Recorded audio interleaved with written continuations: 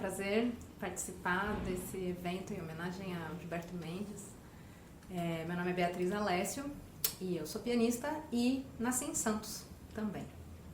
Minha relação com o Gilberto começou quando eu tinha 15 anos e ele foi patrono da minha formatura do conservatório. Então, apesar de eu já conhecê-lo e frequentar os concertos do Festival Música Nova, só fui conhecê-lo pessoalmente e fomos conversar sobre música nesse dia. Eu me lembro que eu toquei Schumann, Papillon, e ele gostou bastante e veio me perguntar se eu queria seguir uma carreira na música. E aí eu disse que sim, que eu estava pensando em seguir uma carreira na música, e ele disse que boa decisão. Então eu fiquei muito contente que pra mim, né, ele era, e continua sendo, né, uma figura que eu sempre admirei muito. Falei, oba, acho que é uma boa ideia.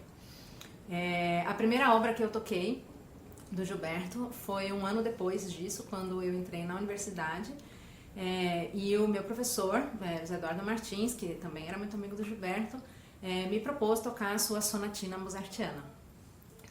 Então foi a primeira obra que eu abordei dele, e logo depois, acho que 2 semanas depois que eu tinha pego a partitura, eu fui à casa do Gilberto com o meu professor para tocar para ele e perguntar sobre o que ele achava, como é que eu devia interpretar, o que eu devia fazer. Eu lembro que eu fiquei super nervosa, e ele foi super gentil comigo e me ajudou, e depois disso eu passei a frequentar um pouco mais a casa dele, e a gente sempre conversava muito sobre piano. Ele adorava pianistas antigos, e colocava gravações pra mim, falando, tá vendo, você tem que tocar um pouco mais assim, você tem que tocar um pouco mais como Kempf, um pouco mais como Schnabel. Ele gostava muito desses pianistas.